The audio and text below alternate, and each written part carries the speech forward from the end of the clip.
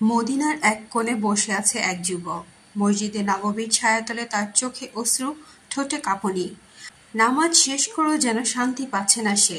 হঠাৎ রাসূলুল্লাহ সাল্লাল্লাহু আলাইহি সাল্লাম সেই পথ ধরে যাচ্ছিলেন। তিনি যুবকটির অশান্ত চোখের দিকে তাকালেন। ধীরে ধীরে তার পাশে বসে জিজ্ঞেস করলেন, হে যুবক, কাঁদছ কেন? যুবক বলল, ইয়া রাসূলুল্লাহ, আমি নামাজ পড়ি, আমি রোজা রাখি, আমি দান করি, কিন্তু আমি জানি না আমার এই ইবাদত আল্লাহ কবুল করবেন কিনা। আমি ভয় পাই। অনেক সময় আমার নিয়ত শুধু আল্লাহর জন্য থাকে না। লোকজনের প্রশংসা, মানুষের দৃষ্টি, এইসব মাঝে মাঝে ঢুকে পড়ে আমার অন্তরে। আমি কি তাহলে রিয়াকার? নবীজি কিছুক্ষণ চুপ থাকলেন। তারপর তিনি তেলাওয়াত করলেন, ইন্নাল্লাহা ইয়ামুরু বিল আদলি ওয়াল ইহসান। অর্থ, নিশ্চয়ই আল্লাহ ন্যায় বিচার ও সদাচরণের আদেশ দেন। সূরা আন-নাহল আয়াত ৯-০। তিনি বললেন, আল্লাহর কাছে কবুল হয় সেই ইবাদত যেখান থেকে আদল, ইহসান এবং অন্তরের সত্যতা। আল্লাহ তোমার কাজ নয়, দেখেন তোমার নিয়ত। এই আয়াত কুরআনের এক অনন্য রত্ন। ছোট আয়াত অথচ এক বিশাল জীবন দর্শন বহন করে, যেখানে ৩টি উপদেশ যা একজন মুমিনের পুরো জীবন গড়ে তোলে। আল্লাহ আমাদের বলেন, ন্যায় বিচার করো, অর্থাৎ যেখানে যাকে যেমন প্রাপ্য তাকে তেমনটা দাও। নিজের পরিবারের মধ্যে হোক বা সমাজের একজন গরিব মানুষের প্রতি হোক, ইনসাফ করতে হবে। এক মায়ের ৪ সন্তান, একজন গরিব আরেকজন ধনী।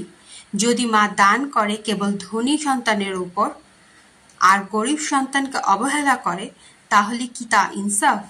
ন্যায় বিচার হলো সেই আলো যা সমাজকে সোজা করে, পরিবারকে ভারসাম্য দেয়, আত্মাকে শান্ত করে।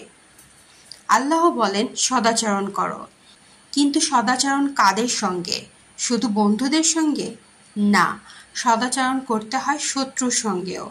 রাসূলুল্লাহ সাল্লাল্লাহু আলাইহি সাল্লাম যখন তায়েফে গেলেন, সেখানে তাকে পাথর মারা হলো, অপমান করা হলো, কিন্তু তিনি ফিরেও বদলা নেননি।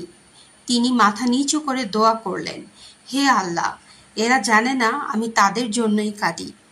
সদাচরণ মানে এমন ব্যবহার যা আল্লাহকে সন্তুষ্ট করে, এমন ইবাদত যেখানে নেই লোক দেখানোর ছলনা, যেখানে নেই নিজের অহংকার, আছে কেবল একটি জিনিস, অন্তরের গভীর থেকে আল্লাহকে পাওয়ার আকাঙ্ক্ষা। রিয়া, এই একটি শব্দে লুকিয়ে আছে হাজারো ইবাদতের ধ্বংস। ছোট শব্দ, কিন্তু যার কারণে আল্লাহর সামনে আমাদের সব আমল ধুলো হয়ে যেতে পারে। এক সাহাবী একবার বলেছিলেন, আমি একা নামাজ পড়ছিলাম, হঠাৎ একজন এসে পেছনে দাঁড়ালো। আমি ভাবলাম লোকটি যেন আমার কিরাত শুনে প্রশংসা করে। আমি আমার কিরাত সুন্দর করে পড়তে লাগলাম। তারপর হঠাৎ আমি থেমে গেলাম। আমার বুক কেঁপে উঠল। আমি কি আল্লাহর জন্য নামাজ পড়ছি, না ওই লোকের প্রশংসার আশায়? রিয়া এমন একটি গোপন ব্যাধি যা অন্তরের ভেতর বাসা বাঁধে চুপচাপ, তুমি টের পাও না। একদিন ফেসবুকে নামাজের ছবি, আরেকদিন দানের রসিদ, আরেকদিন হজের ছবি। মনে হতে পারে এগুলো আল্লাহর জন্য, কিন্তু যদি মন চায় লাইক, মানুষ কি বলবে সেটা ভেবে ছবি পোস্ট করো, তাহলে সেই ইবাদতের ইখলাস কি রইল? রাসূলুল্লাহ সাল্লাল্লাহু আলাইহি সাল্লাম বলেছিলেন, রিয়া হলো ছোট শিরক। অর্থাৎ মানুষ যদি ইবাদতে কারো সন্তুষ্টি চায় আল্লাহ ছাড়া, তাহলে তা শিরক। আল্লাহ চান আমরা যেন আমাদের অন্তর তার জন্য খাঁটি রাখি। আমরা যেন এমন নামাজ পড়ি যা কেউ না দেখলেও কবুল হয়, এমন দান করি যা কেউ না জানলেও জান্নাতের দরজা খুলে যায়। তাই এই আয়াত আমাদের শেখায়, ইনসাফ করো নিজের সাথে, মানুষের সাথে, আর সবচেয়ে বড় ইনসাফ আল্লাহর সাথে। সদাচরণ করো এমনভাবে যেন আল্লাহর সামনে দাঁড়িয়ে আচরণ করছো, আর ইবাদত করো এমনভাবে যেন তুমি তাকে দেখছো।